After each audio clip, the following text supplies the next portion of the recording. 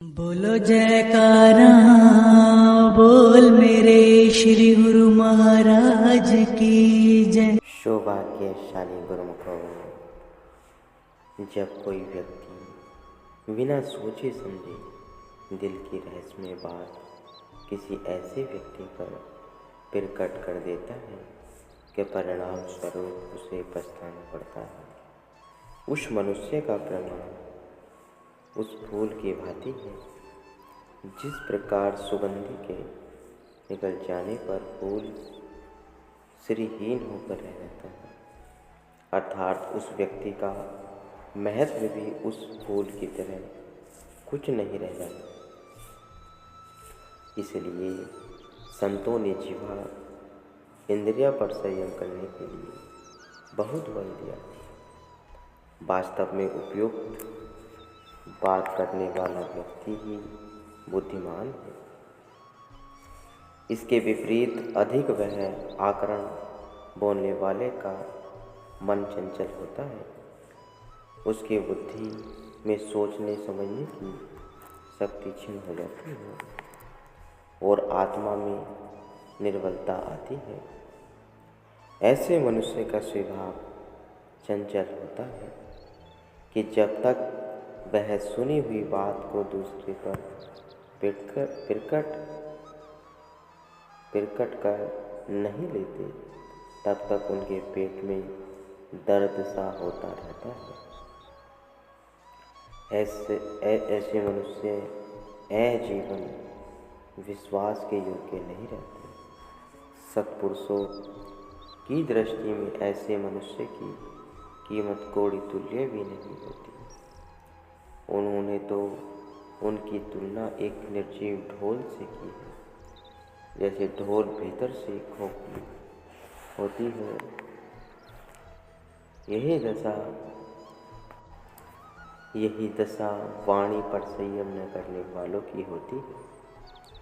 विपरीत इसके गंभीर प्रकृति वाले सज्जन, जो कि सदैव प्रत्येक बात हृदय की तराजू पर तोलकर पश्चात मुख से निकालते हैं, वे ही वास्तव में प्रसन्न वह विश्वास के पात्र होते हैं। यद्यपि देखने में ऐसे उत्तम प्रकृति रखने वाले मनुष्य संख्या में बहुत कम होते हैं, परंतु इनके अनूठे व्यक्तित्व का मूल्य पा सकना दुष्कर है। इसी गंभीरता के विषय पर एक दृष्टांत यहाँ दिया जा रहा है। एक कलाकार संगमरमर की 3 सुंदर मूर्तियां बनाकर बेचने के लिए किसी राजा के दरबार में लाए और उन्हें राजा के सामने लाकर रख दिया। मूर्तियां तीनों खूबसूरत थी, देखने में एक समान थी। राजा ने शिल्पकार से उनका मूल्य पूछा। मूर्तिकार ने एक मूर्ति की कीमत 1.25 लाख, दूसरे की 50,000 तथा तीसरी मूर्ति की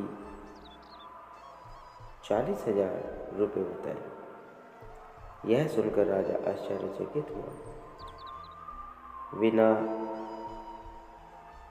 न रह सका। उसने तीनों मूर्तियों को ध्यानपूर्वक नक्शिक्त देखा। पश्चात कलाकार से कहने लगा कि देखने में तो इनके रंग ढंग, आकार प्रकार में विशेष अंतर नहीं देख पड़ता, फिर क्या कारण है कि तुम तीनों की अलग अलग कीमत बता रहे हो? मूर्तिकार ने कहा, महाराज, इसका निर्णय आप अपने दरबारियों से करवा लीजिए। मैं इस विषय में कुछ नहीं कहना चाहता। राजा ने मंत्रियों को बुलवाया और उनसे परामर्श लेना चाहा, परंतु यह गूढ़ रहस्य किसी की समझ में न आया। पर्याप्त सोचने के उपरांत एक मंत्री ने महाराज, मैं एकांत में जाकर इन तीनों मूर्तियों को ध्यान से देखना चाहता हूँ, तब इसका समुचित उत्तर मैं दे सकूँगा, ऐसी आशा करता हूँ। तब राजा आज्ञा से वह मंत्री तीनों मूर्तियों को उठाकर एक कमरे में ले गया। वहाँ जाकर उसने मूर्तियों की भलीभांति परीक्षा की। कुछ देर पश्चात वापस आकर वे मूर्तियाँ राजा के सामने रख दी और बोला, हजूर, शिल्पकार का अलग अलग कीमत मांगना उचित ही है। राजा ने पूछा, वो कैसे?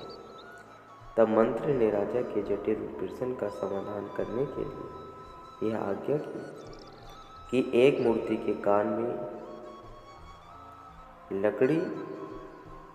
लकड़ी की छोटी सी एक सीख डाली। वह सीख तत्काल ही उस मूर्ति के मुख से बाहर निकल आई। तब दूसरी मूर्ति के कान में सीख डाली तो थोड़ी देर रुकने के पश्चात वह उसकी आँख में से निकल आई। लेकिन जब तीसरी मूर्ति के कान में सीख डाली तो वह बाहर न निकलकर मूर्ति के पेट में ही समाहित हो गई।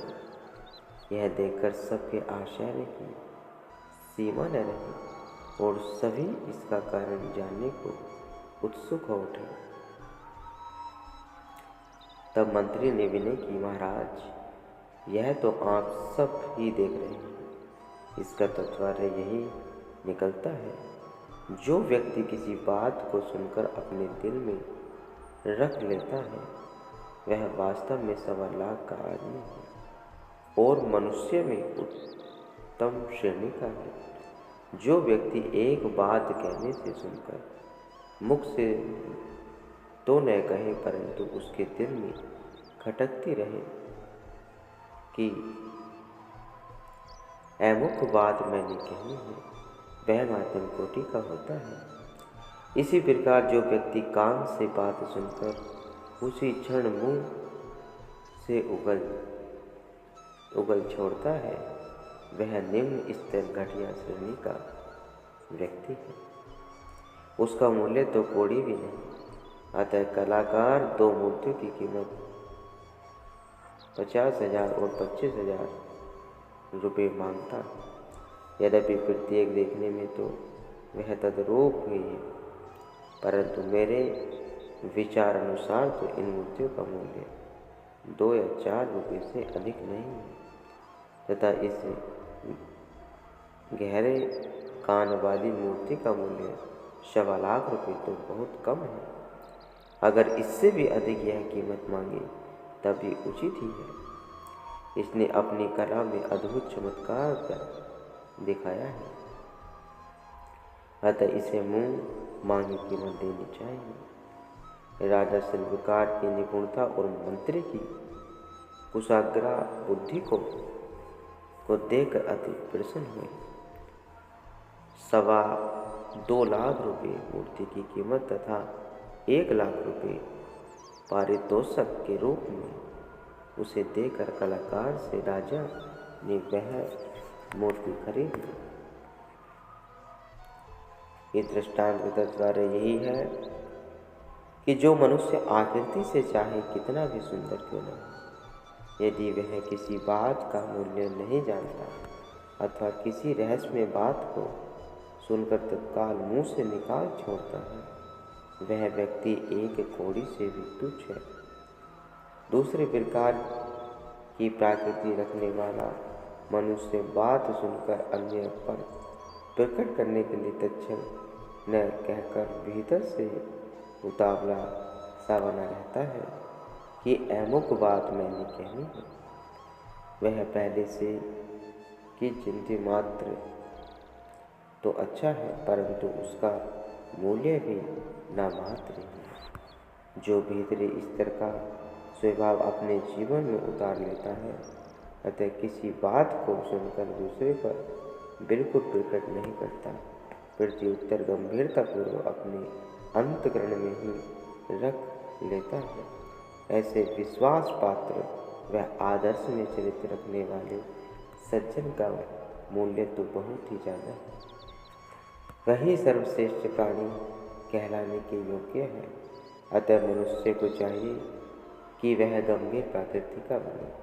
चंचल स्वभाव वाला मनुष्य स्थान स्थान पर अपमानित होता है और एक विचारशील पुरुष अपने गंभीर व्यय द्वारा सबको प्रिय लगता है तथा सम्मान की दृष्टि से देखा जाता है। गुरुओं को